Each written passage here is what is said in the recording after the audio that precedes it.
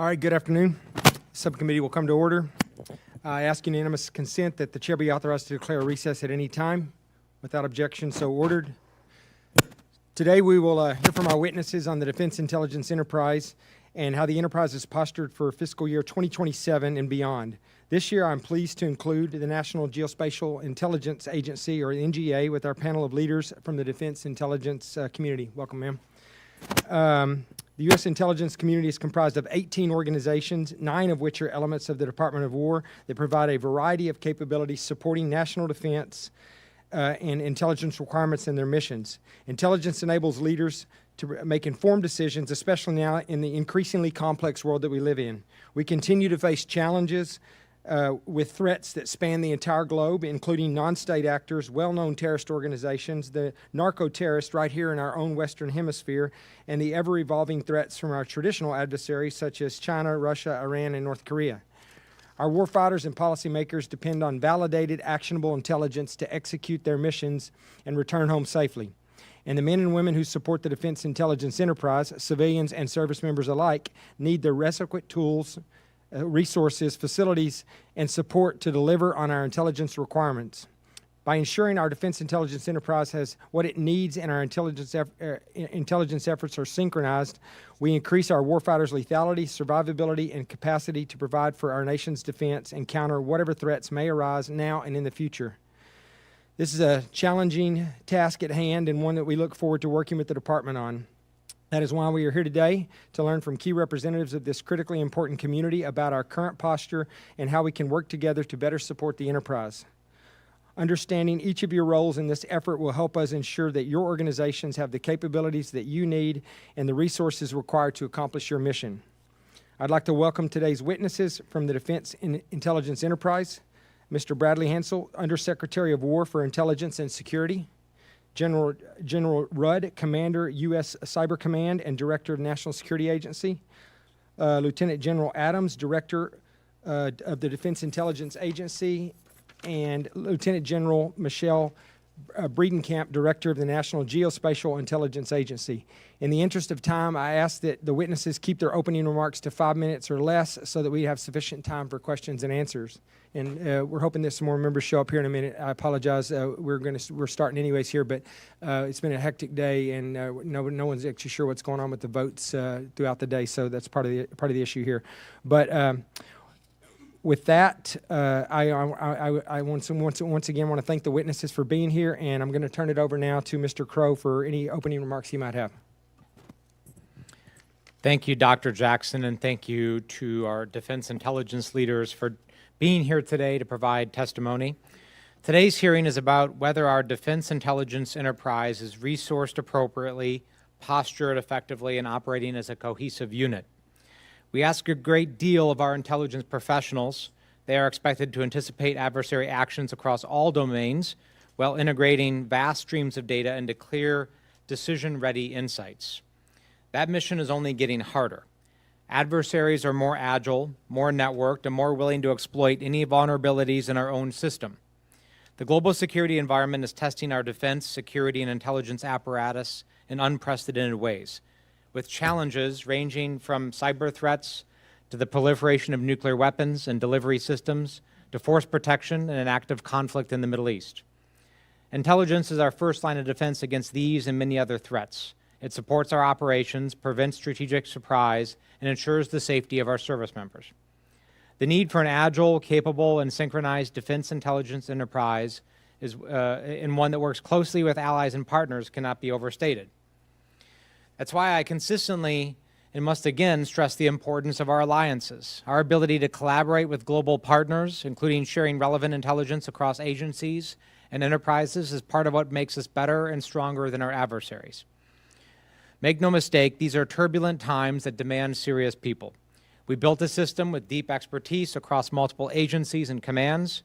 That specialization is a strength, but it can also be a weakness if those entities are not fully aligned, information is not shared in real time, priorities are not coordinated, and if resources are not allocated with a unified strategy in mind. So today, I want to better understand 3 core issues. First, resourcing. Are our defense intelligence agencies funded and staffed to meet the demands of the current threat environment? Are there critical gaps in analytic capability, collection capacity, or emerging technology investments that this committee needs to address? Second, posture. How are you positioning your organizations to respond to the most pressing challenges we face today? Are we structured to compete effectively in a world where threats are increasingly trans-regional and cross-domain? And are we agile enough to adapt as those threats evolve? And third, integration. Perhaps most importantly, how well are you working together? Are there barriers, cultural, bureaucratic, legal, or technical, that still prevent seamless collaboration across agencies and with our partners and allies? What steps are you taking to break down silos, and where do you need additional authorities or support to do so? I remain committed to working with all of you to ensure your organizations have the resourcing and authorities required to conduct what the nation asks of you. I look forward to hearing from the witnesses on these and other issues today. Thank you, Chairman. Thank you. All right, well, we'll now hear from our witnesses, then we'll move into a question and answer session. Immediately following all the questions that we have, we will reconvene for a brief classified session. It will take place in Rayburn 2337 immediately after this. So we will begin with opening statements, and Mr. Hansell, will start with you. Thank you, Chairman. Chairman Jackson, Ranking Member Crow, and distinguished members of the subcommittee, thank you for the opportunity today to testify on the fiscal year 27 budget and the posture of the Defense Intelligence and Security Enterprise and its support to the 2026 National Defense Strategy. As the Undersecretary of Defense for Intelligence and Security, I'm honored and humbled to represent the men and women of the DICE who serve our nation. I appear before you today alongside the generals we entrust to lead our combat support agencies. With President Trump's support, we have the right leaders for the moment. In implementing the President's national security strategy, the NDS established the Department's strategic approach along 4 lines of effort. The intelligence and security enterprise stands ready to support each. First, defend the homeland by investing in the intelligence capabilities necessary to detect and counter adversary threats in the Western Hemisphere, from countering narco-terrorists to strategic deterrence, and to ensuring that DICE is postured to support all efforts to secure our borders. Deter China in the Indo-Pacific by funding survivable ISR capabilities, improving our targeting capability, and dramatically enhancing our collection in the theater. We also make necessary investments to ensure we can operate at the speed and scale needed in the Pacific. Increase burden sharing, as mentioned by you, Congressman, by leveraging established and emerging intelligence sharing relationships with our allies and partners to better coordinate our operations, activities, and resources, maximizing our return on investment and our ability to buy down shared risk. Supercharge the U.S. defense industrial base by strengthening the integration of the intelligence and acquisition communities, enhancing intelligence and security capabilities to protect critical technologies and supply chains, and mitigate key security risks while transforming the security strategy. To support these lines of effort, the FY27 President's budget request for the Department Intelligence and Security Mission leverages the combined resources of the Department of War and the National Intelligence Program in a coordinated fashion. While many of the specifics are classified, but I'm happy to share in the follow-on session, I can share here that the DICE is making major investments in space-based ISR to meet the challenge of deterring China, stabilizing and expanding permissive airborne ISR to support immediate and enduring combatant command requirements, transforming the human enterprise to operate in a world of ubiquitous technical surveillance, and investing in the CSAs to accomplish the no-fail mission of adopting AI and leveraging our vast amounts of intelligence data to scale against all threats. To accomplish all these efforts and meet our mandate, I have found it necessary to ensure all enterprise operations, activities, and investments support 3 foundational principles.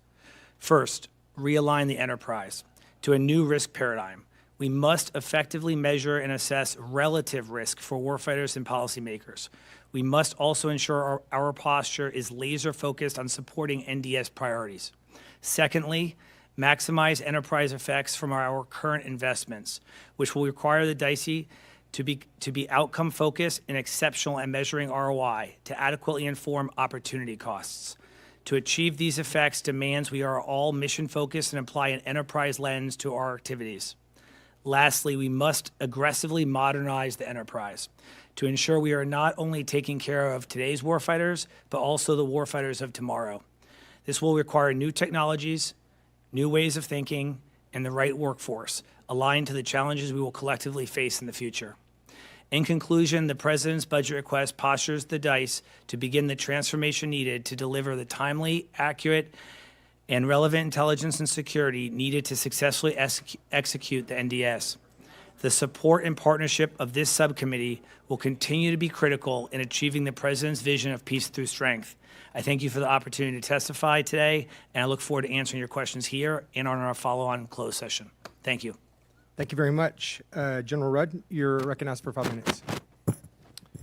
Chairman Jackson, Ranking Member Crow, distinguished members of the subcommittee, I'm honored to represent the men and women of the National Security Agency and U.S. Cyber Command.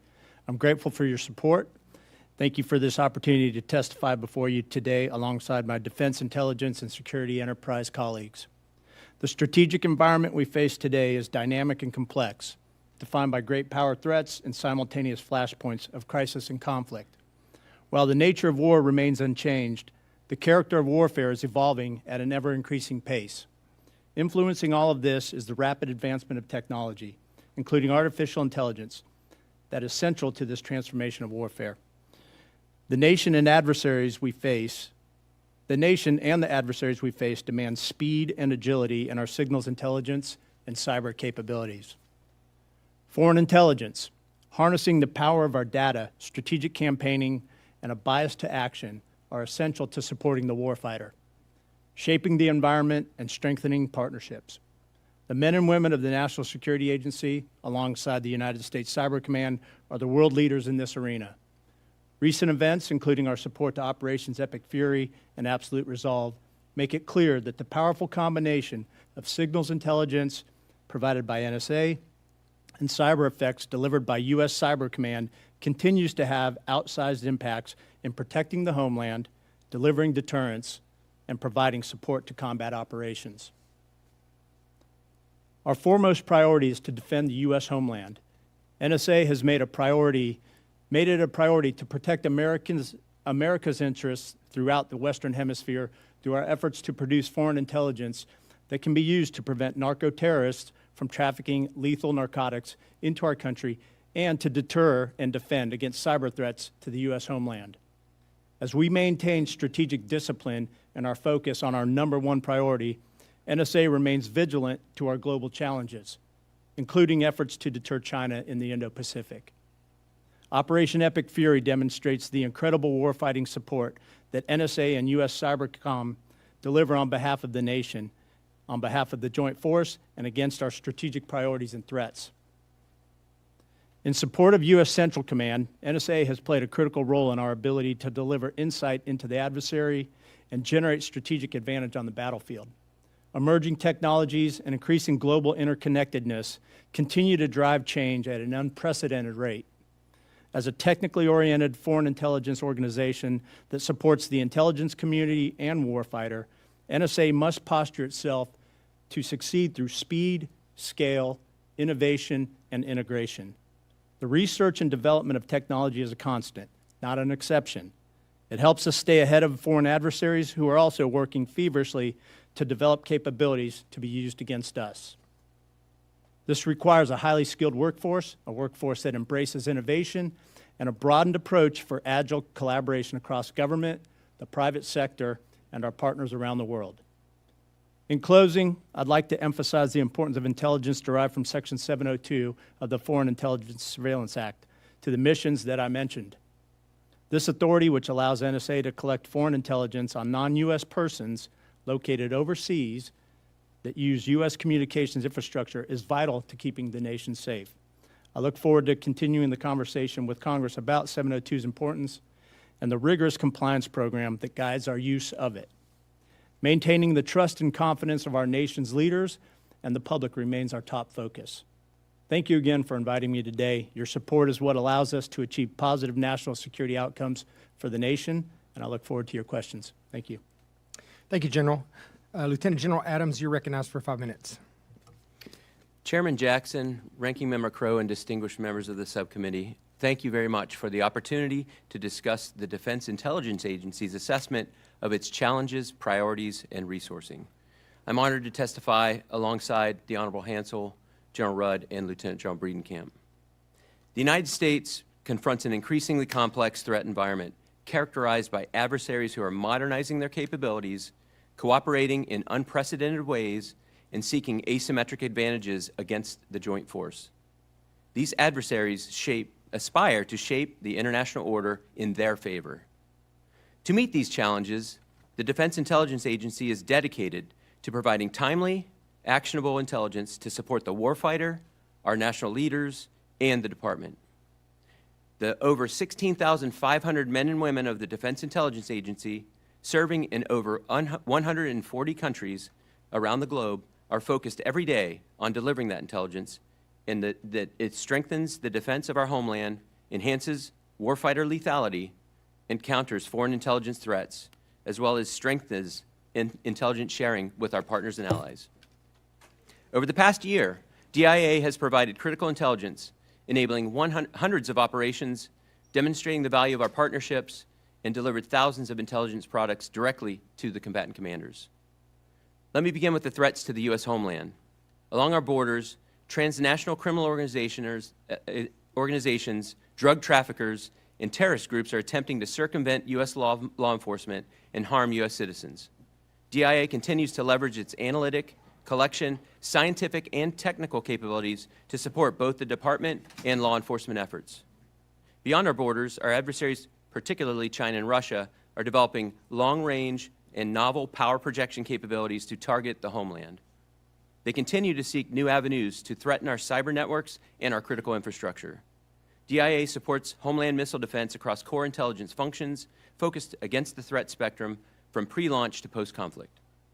These threats to the homeland are compounded by unprecedented adversarial cooperation across multiple domains. Beijing, Moscow, Pyongyang, and Tehran are enhancing ties to undermine the influence of the U.S. and our allies. Chief among these adversaries is the People's Republic of China. The Chinese Communist Party is rapidly developing military capabilities across all warfare domains designed to seize Taiwan by force while deterring U.S. intervention.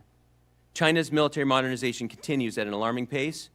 China now operates more than 1,200 satellites on orbit, enhancing its ability to ubiquitously surveil the globe. Its nuclear warhead stockpile has surpassed 600 operational warheads, with projections exceeding 1,000 by 2030. Beijing also continues dangerous and aggressive actions in the South China Sea, particularly against the Philippines, using water cannons, ramming, and other coercive tactics. Russia remains both a strategic threat to the U.S. and an immediate and aggressive threat to its neighbors. Despite sustaining over 1 million casualties since the start of its invasion of Ukraine, Moscow maintains the economic, industrial, and demographic means to sustain the war at least through this year.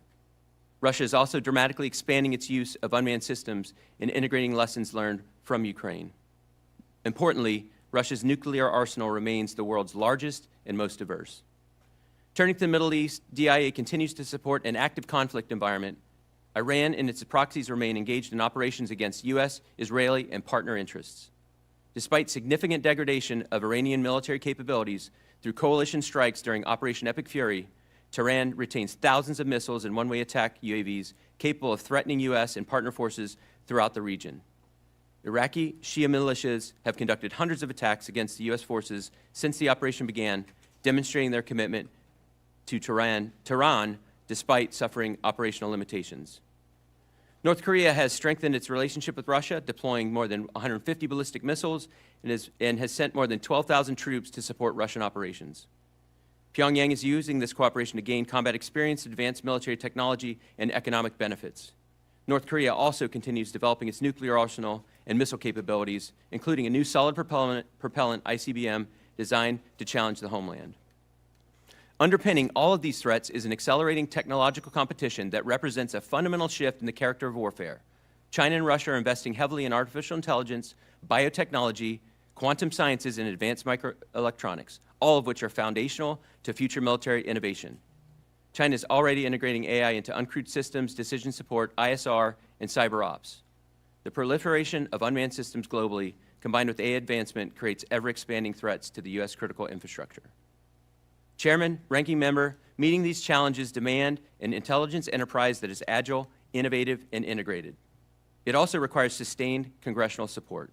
I'm honored to lead the Defense Intelligence Agency, representing its talented and dedicated global workforce. While these threats are serious and complex, I'm confident that the men and women of DIA, working alongside our intelligence community partners, and with your continued support, have the expertise, dedication, and innovative spirit to meet this moment. I look forward to your questions and to working together to defend our nation. Thank you. Thank you, sir. Lieutenant General Bredenkamp, you're recognized for 5 minutes. Thank you, Chairman Jackson, Ranking Member Crow, and distinguished members of the subcommittee.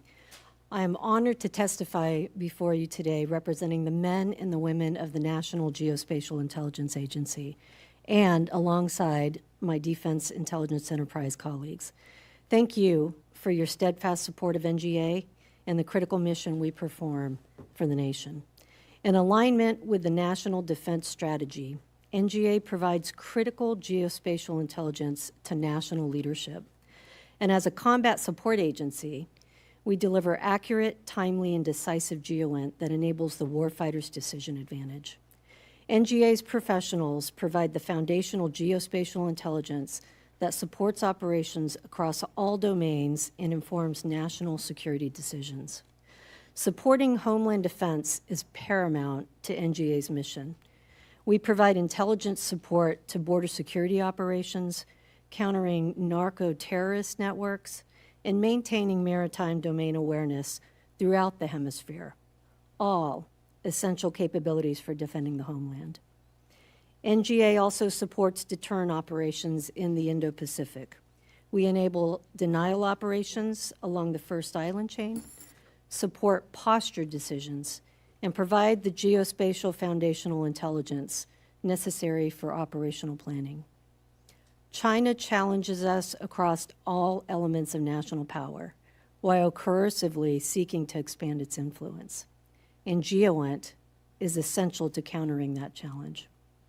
Even as we maintain focus on priority areas, NGA retains the capability to respond to emergent crises globally. We continue to provide indications and warning from Russia's activities in Europe to emerging threats in Africa and throughout the Middle East. NGA has consistently delivered mission-critical GEOINT to the Joint Force and our partners across the globe. Our fiscal year 27 budget request reflects our commitment to the National Defense Strategy priorities through investments in ground infrastructure to support new sensors, artificial intelligence and machine learning capabilities to process exponentially increasing volumes of geospatial data, and technology to accelerate GEOINT collection, processing, and production. To keep pace with the ever-changing global environment, NGA must transform our capabilities and operations. We are pursuing cutting-edge technology to achieve integration at operational speed and scale. Artificial intelligence is constantly evolving, and we are committed to leveraging AI with advanced data analytics, computer vision, and automation to maintain our competitive edge to rapidly deliver actionable intelligence. Our workforce must also transform, and as a data-centric agency, we're building the skill sets and the capabilities necessary for modern GEOINT operations. We're developing a highly skilled workforce with a culture that truly embraces emerging technologies and innovation. Partnership remains essential to our mission success. We leverage capabilities across the intelligence community, our allies, and our partners, and increasingly with commercial industry and the private sector. Commercial GEOINT capabilities are a force multiplier for NGA, expanding our capacity to meet mission demands.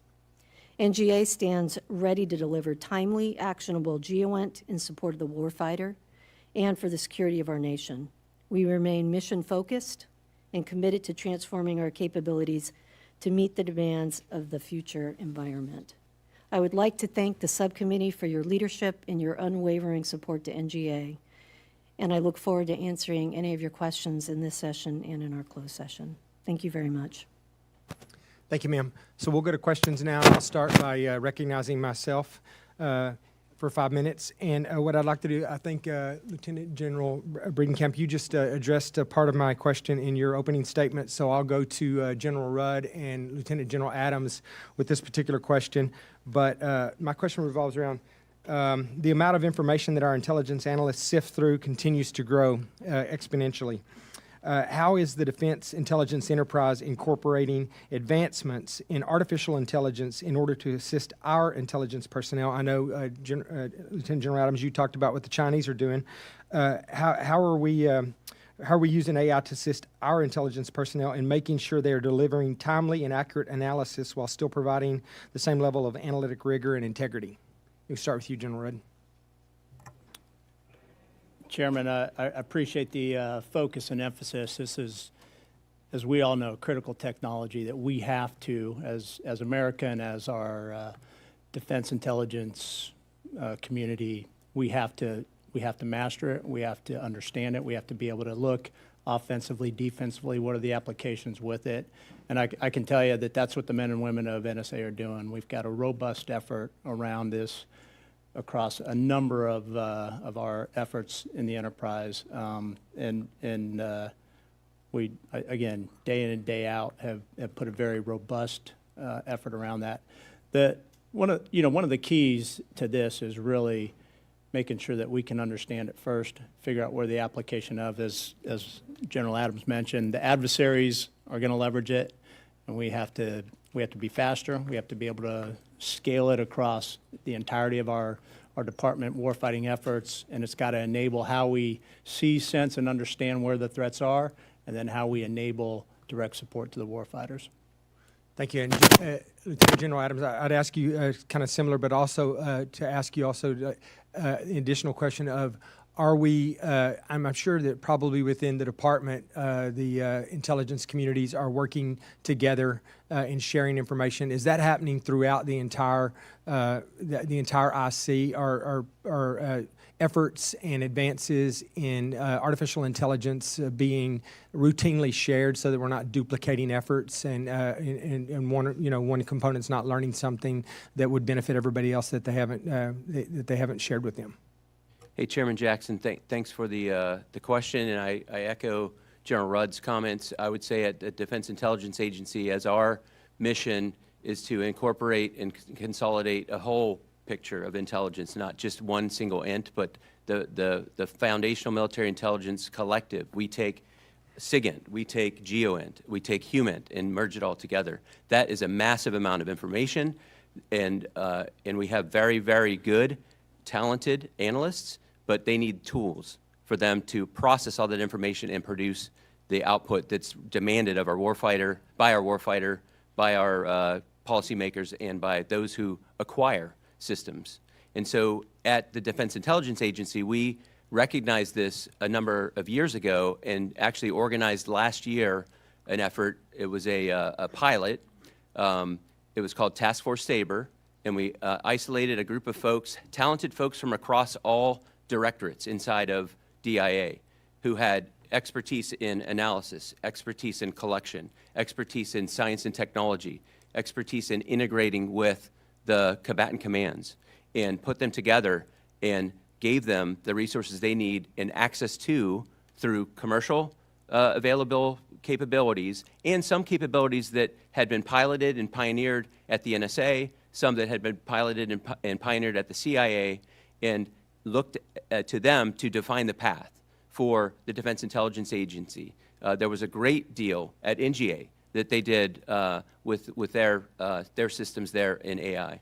And so we've merged all of that together, and to answer your question that was at the tail end of your question, there's constant sharing and constant integration. And I think the department has done a very good job in consolidating in the CDAO the ability to access services, to prevent vendors who have very good capabilities out there that would tend to go and sell General Rudd the same thing that they sell me, that they sell General Bredenkamp in different transactions for the same thing 3 times. It's been consolidated through the department, so I applaud the department in that effort. But we have since graduated the Task Force Sabre, and we've now moved it into the Defense Modernization Accelerator, and we will be talking to you in the budget hearings coming up, and as we proceed through this next budget cycle. We're looking to bump that up in a hub and spoke model where we'll have a centralized repository inside of DIA for all the tools and capabilities, and then the spokes go out to the different applications. And so the analysis folks in DI will come and say, we need a better way to process our finished intelligence. What tools are available? And so I'm excited about it. It does require not just access to technology, but upgrading, upscaling, and improving the knowledge of the workforce, and we have initiatives to do that as well. But it's an exciting time to be in the intelligence agency as we take advantage of these capabilities, sir. Thank you, and I know you're probably working on this as well, but some of the other entities I've visited, I think one of the biggest areas for AI is obviously, you mentioned the sources of intelligence that you're gathering from everybody, but is open source. There's a massive amount of stuff out in the open source now that I think would go unnoticed without the assistance of AI. Absolutely, and we've seen it go into overtime during this conflict in terms of the availability of relative, important open source intelligence, and we have through our S&T directorate a specific entity that's designed to accelerate that. Postman is the kind of developmental tool that they built. It's taking what was kind of an ad hoc type of approach to open source intelligence and defining the tradecraft, defining the collection strategies, the requirements, and then organizing it and serializing the outputs of that open source intelligence. And it gets woven in with all the other intelligence on a daily basis. Thank you, sir. I appreciate that. And Mr. Hansell, on the same topic here, could you describe how your office, you and your office work with the Department of War's Digital and Artificial Intelligence Office to develop AI policies so that the needs of the enterprise are incorporated into these department-wide policies? And does recent department-wide guidance on AI allow for our intelligence components to meet the potentially unique intelligence needs that they have? Thank you for the question, Congressman. Just to the last point and to Congressman Crow's point about collaboration and why one of my priorities is to making sure we have an enterprise lens on the AI front specifically. I'll definitely get your point about how we address it in the department, but the amount of money we're spending and the criticality of the effect is such that we have to coordinate seamlessly across the USG. And in my dual hat role as the Director of Defense Intelligence, I do feel like we are doing that effectively across the IC.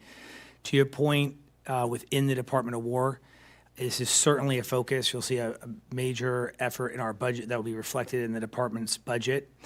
And I would say absolutely yes, the policy is there today, but the cycle rate of which we will have to readdress policy issues will be unprecedented. So right now, I think the biggest challenge is making sure that we can truly share our data in a secure way that can allow us to exploit the best insights. If we are unable to provide AI-enriched insights, we will not be able to operate at the speed and scale necessary for the future fight. And so, to answer your question directly, yes, today, but I think it's a continued focus that will have to remain throughout the adoption of the technology. Thank you. I appreciate that, and I agree. I think if the policy has to keep up with the capabilities, or else we won't be able to compete. And with that, I recognize Mr. Crow for as much time as you might need. Thank you, Chairman. Director Adams, I'm going to go back to you. I know that DIA does a lot to support ongoing operations. One of that is one of the functions you all perform is involving in the targeting process specifically. So can you just describe very briefly the role that DIA plays in the targeting cycle and more specifically these ongoing support that you provide to combatant commands during contingency operations in targeting? Yes, sir. And with regards to targeting, it is a very specific and defined process. It's outlined by two specific chairmen of the Joint Chiefs instructions. One is targeting, the other is the development of no-strike and collateral damage methodologies. The overall, and I'll just kind of hit it at an enterprise-wide view, and then but I can deep dive on any of the specific portions of it. Just a top level. Yeah, so we maintain the foundational military database of all infrastructure and order of battle that is the reference that everyone leverages, and everyone ties into it and uses it and pulls from it. In that database, the instructions allow us to create a model. Each record has a certain BE number, and it has all the defined properties and things that you would need to know about that item. And it's updated regularly depending on the priority of the theater or the type of target it is. And do the commands, do they give you guidelines to develop those packages? Like how do you, what's the request? So what's the poll, so to speak? So the overall responding poll to? comes from plans that are out there in terms of what types of targets might be needed to achieve the operational goals of the commander. And then from that, the database is built. And So then it's the maintained over time. database is responding to or lays over like op plans, for example? Correct. Okay. And so with that database, when a plan is beginning to be executed, that database is used by the combatant command to pull what is in that database to leverage. And then there's a deliberate process by which the Defense Intelligence Agency does not do targeting, we do support to targeting. And so the targeting occurs at the combatant command. They go through their process of lining up through a variety of defined steps of how they're going to leverage the data from the database. They can, once that data is used and those lists are developed, they can request from us vetting, not required, but what the vetting would provide, and it's not just to us. Vetting can be provided by the CIA, DIA, NGA, NSA, and it reviews and responds to the lists that they've developed on their targets. And in that, we assess intel gain and loss based on what their operational plan is, as well as potential collateral damage from that. And is there any type of regular update interval, or is that only in response to a request from a combatant command to update or to vet? The database is updated regularly. And I will say, you asked, you gentlemen both asked about resourcing. That's one of the things that we are most challenged at, because in our old system, MIDB, it was a very manual process. And so we would have to prioritize using communications with the combatant commands, a subset of that. And some would be updated. Each target has a category on it, and it has a refresh interval of 6 months, 1 year, 2 years, 5 years, no refresh if there's no anticipated change. And that's where we get behind at times, and that's where we can actually potentially leverage not only the new foundational database, MARS, which is a modernized database, but also automation and AI in conjunction with that process to try to take advantage of that technology. And then once the vetting, if it's chosen, is chosen to be done, it goes back to the combatant command, and then they do the final validation. And then it's the combatant commander who puts the targets from that process on the plan and executes the plan. So there are public reports about this strike on the girls' school in Iran that would indicate that it was a U.S. strike, and it occurred because of outdated targeting, right? That it was on an old targeting set that hadn't been updated. The U.S. military thought it was one thing, it was something else. So I'm not going to ask you specifically about that strike, because I know that's under 15-6 investigation, and that process will continue. But generally, how would something like that happen? Would that just be a gap between the interval that you just described that would dictate the vetting and the timeline for updating the targeting? I would say I am fully supporting Central Command's investigation, because I want to answer to that question as well, because we have built our targeting plan and process and our orders that manage the process through decades of work, right? And I want to ensure if there is a flaw in our system, I'm guaranteed the 15.6 will determine that, and we will fix that flaw. But as of right now, I cannot guess what the problem was, or make any guess as to, or presume what the investigation might reveal. Okay. And then the last question is about legal elements like law of war, law of armed conflict.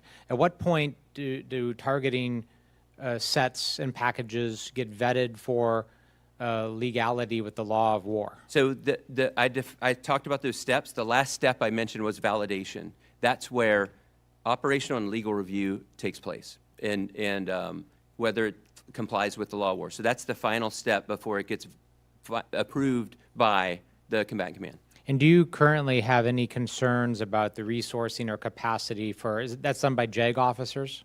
It's done by the combatant commander defines who his cell is that does his target validation. It likely will include, and I don't know, I can get you a detailed answer as to like what the composition of that team would be.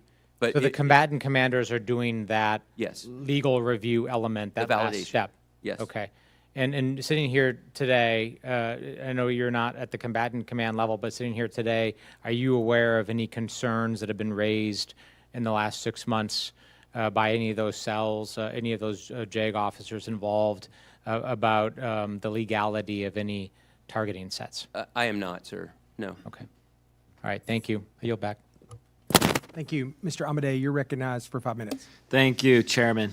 The 2026 Annual Threat Assessment highlights intensifying competition with China and ongoing conflict with Iran. We are positioned to meet these challenges, but it requires fully resourcing our intelligence agencies and aligning every dollar with the national defense strategy. We must make disciplined choices without compromising the presence, responsiveness, and regional coverage our commanders depend on. Many point to AI as a way to do more with fewer people, and it is a powerful force multiplier, but we know it has its limitations. As we integrate new technologies, we should not trade away the skilled professionals and the human eyes and ears whose judgment and expertise allows us to anticipate and prevent the next global crisis before it unfolds. General Bredenkamp, adversaries like China and Russia now have near instant access to the same commercial high-resolution imagery the U.S. uses. How is the National Geospatial Intelligence Agency evolving its tradecraft to ensure that even with identical raw data, the U.S. maintains a superior decision advantage over its pacing threats? Congressman, thank you for the question, and absolutely, that is something that we're absolutely looking into and executing changes and transformational initiatives, right, on how we set ourselves apart from how I would say private sector industry are executing their imagery collection operations. The tradecraft that I think specifically for NGA that we're having to leverage is we do have to leverage much more on the technology side than we've had to historically. I know we've had a lot of discussion about AI, ML, computer vision, new technologies, but those critical technologies and elements are essential for the way we execute our mission in NGA, not only today, but I would say even more so in the future. And we have to take those technologies and inculcate those into our tradecraft and our methodologies in terms of how we not only do that for tasking the sensors, but also how we integrate that into our processing, also in our analytics, in our dissemination at various classified levels or classified or unclassified levels for not only our warfighters, but for our policymakers and for our partners and allies that are out there. So that's one area that I would say is how we're leveraging those technologies and inculcating that into our tradecraft and how we do more of the high-end national technical means and geospatial intelligence, whether it's collect, analysis, or production for our agency. And that'll maintain our competitive advantage? And some other areas, Congressman, that I would ask if we could talk those in closed session. All right. Thank you. And General, you've also emphasized that NGA doesn't just look at physical terrain, it also looks at human geography, things like where people get their water, how they vote, religious or ethnic identities. Can you explain why that's important? Absolutely. Those elements actually provide much of the context that enable not only our warfighters, but our national policymakers to understand just the global perspective and the human dimension that affects whether it's the economy that can impact a nation whether it's the economic resources that will also impact a nation or a warfighting element for an adversary. And so we do take those particular areas into account, and we layer those in with a number of our other geospatial intelligence components to then paint that fuller picture for the warfighters as well as the policymakers to clearly understand the geopolitical environment and I would say the global world that we have to operate in holistically. Thank you. And Secretary, the intelligence community's 2026 annual threat assessment makes clear that China, Russia, Iran, North Korea all want to undermine America as a superpower, but says that their partnership remains shallow, transactional, undermined by competing strategic goals. Now, how is our defense intelligence enterprise exploiting our enemies' divergent interests to prevent them from forming a unified military alliance to make it more difficult to stop?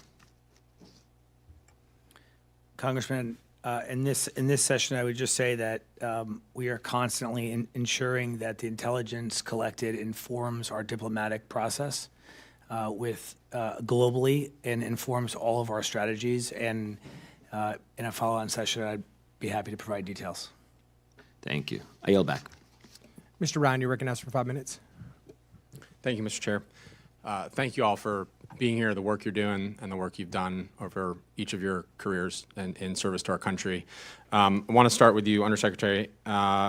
Something I've been working on that I know is a priority for you as well is SCIF accreditation, speeding up, getting the best of American commercial technology to serve all the mission needs that we've talked about, and everybody sort of alluded to this. We've been trying to work on this in the NDAA. Last year, we had a provision to address this, ultimately directing the department to report on the feasibility of accelerating construction of SCIFs and accreditation. And then in 2025, worked on a requirement for a pilot program for access to shared classified commercial infrastructure. I know this is something that rightly the administration is prioritizing as well. How's that going? What else can we do to speed this up? It's one of the biggest pain points that I'm sure you all hear from, that we hear from. And just a quick high-level update on that, please.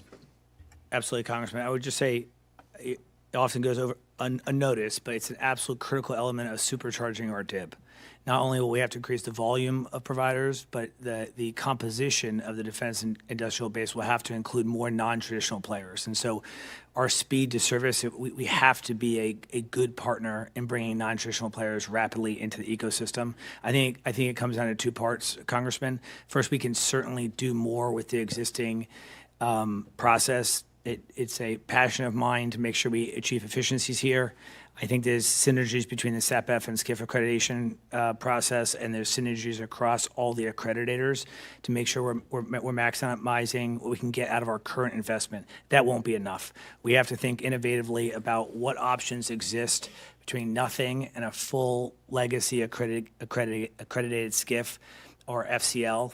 There's a pilot program going on, and I think SCIF as a service or some of the commercial options or smaller options are certainly something we will have to integrate in our overall strategy.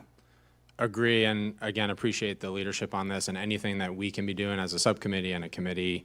I know colleagues as well on a bipartisan basis agree on this, so please let us know, especially coming into this cycle. Shifting gears a little bit, I wanted to ask, it is a delicate subject, but I think it is important. I was a very junior military intelligence officer, lowly Army captain, but it was always foundational to us that our analyses were fully objective and no biases, particularly any political influence in assessments, whether for tactical operations or certainly strategic. Undersecretary, can you talk about why General Cruz was fired on August 22nd of 2025?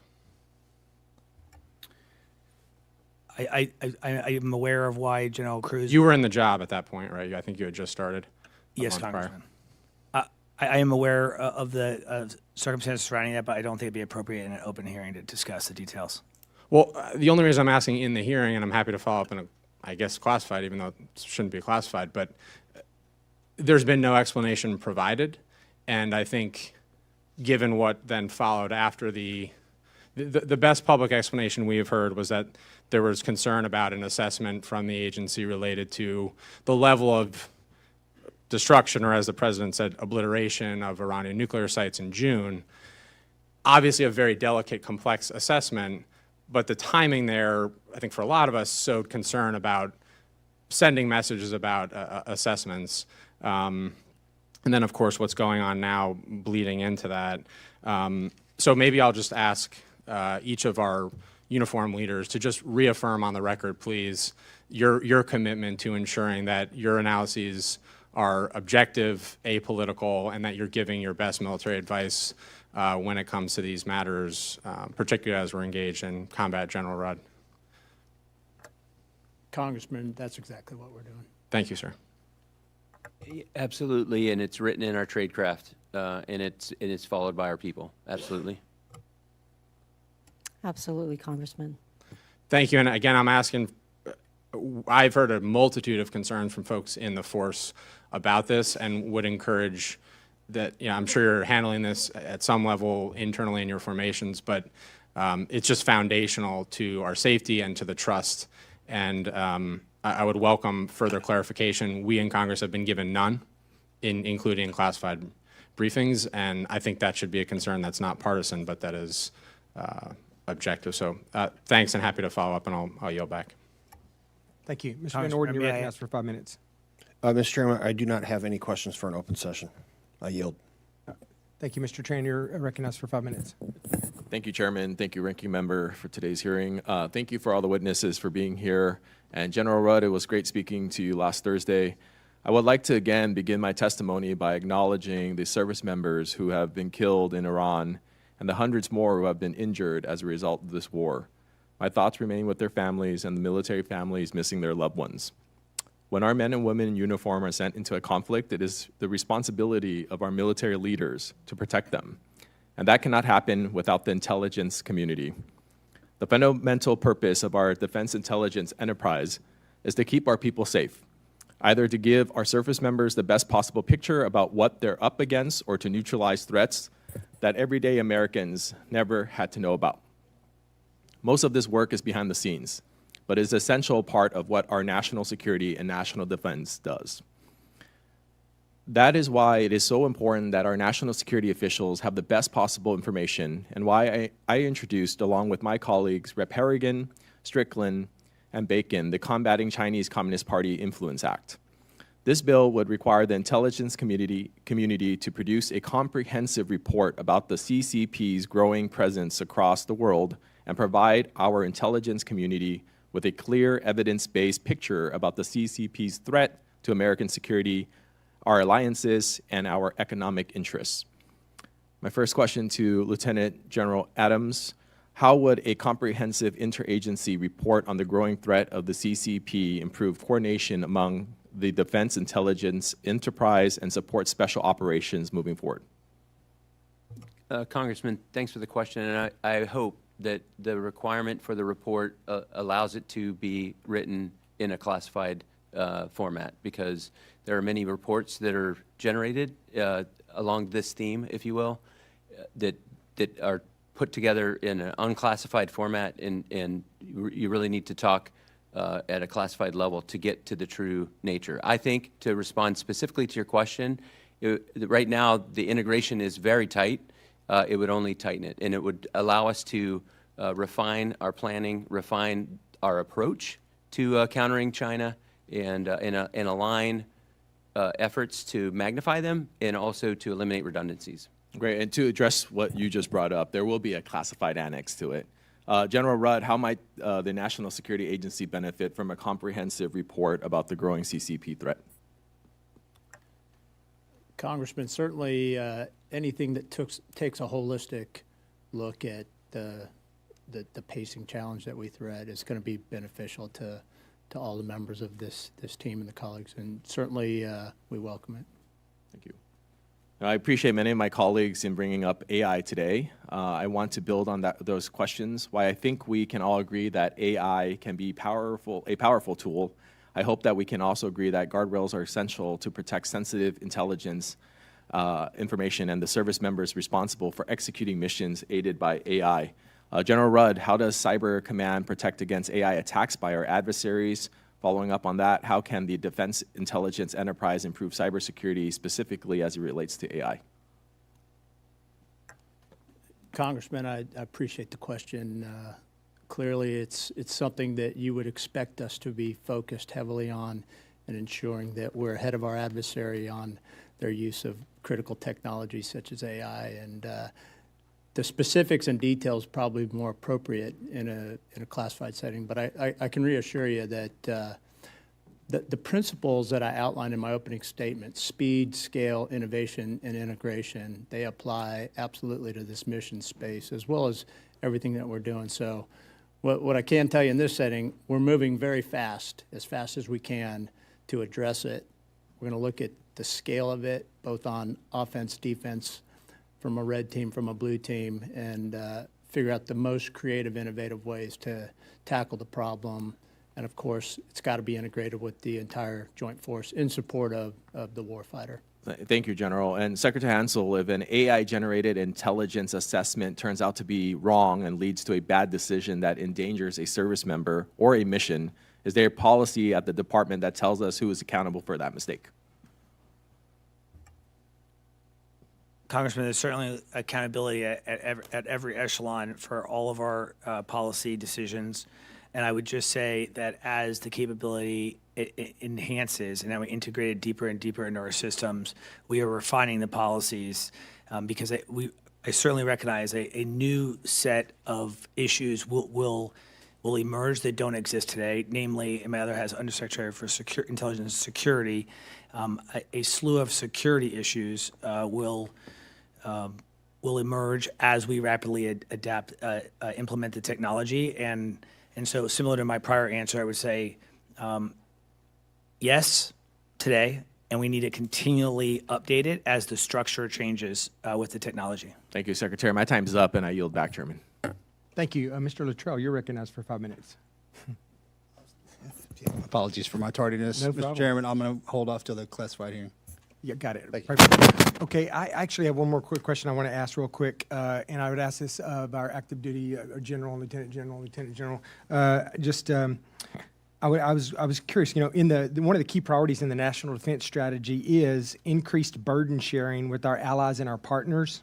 And I was just curious, is that taking place at the appropriate level? Are we sharing information with our partners and our allies? And equally important, I guess my question is, are our allies and partners sharing intel with us at an appropriate level? General Rudd, or whoever wants to start. Chairman, I appreciate that question. I would caveat it with consider the fact that I'm not quite 30 days in the role yet, so the entirety of our relationships and partnerships still to be explored. But what I've seen to date, and especially as you look at the current efforts to support CENTCOM in this conflict that we're in, really unbelievable teamwork across a host of partners to enable us to do that. So I think the short answer is yes. I think the first piece of that, though, really is inextricably linked to the relationships. And NSA and CyberCom both have a long history of deep relationships with a number of allies and partners across the globe, and certainly we'll look to build on that as we execute the priority within the strategies to enable them to do more. Thank you, sir.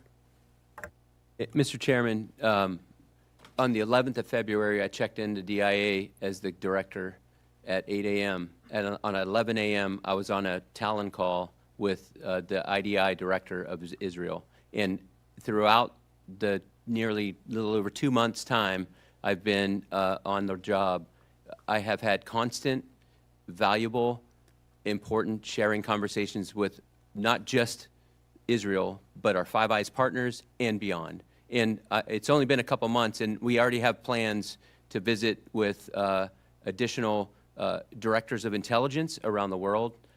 Each of our partners, you talked about burden sharing. Each of our partners has a variety of authorities and capabilities that some exceed ours and some are less than ours. And it's the combination and the interwoven mix of all those authorities and capabilities that make us more powerful. I would say this crisis has increased the amount of conversations I've had in the sharing of information, both from allies to me and from us to them, to ensure that we're successful on the battlefield. I have a 2-star general who works for me in my front office, who's the Deputy Director for Coalition Integration from Canada. And so I think that it's never been more powerful, particularly with the Five Eyes, but beyond that. So, yes, sir. Thank you, sir. Ma'am? Yes, Chairman. Burden sharing is absolutely happening, and I will say, depending on the ally and the partner, the scope and the scale is different. But what I have seen, especially with the effort coming out of the National Defense Strategy and the guidance and the direction that's been provided to us, it's given us the ability to really engage. And we've seen tremendous results from that. I do have some vignettes and some statistics I can share in a closed forum. But I think the reciprocal approach that we have with sharing with our allies and partners, and them also providing with their capabilities, not just on the intelligence side, but even from a commercial side, has been absolutely impactful, especially with some of our most recent operations. Thank you, ma'am. Mr. Crow, you're good? Okay. Does any other members have any follow-up questions they'd like to ask? Okay. With that, we're going to adjourn and meet for the classified session. This meeting is adjourned.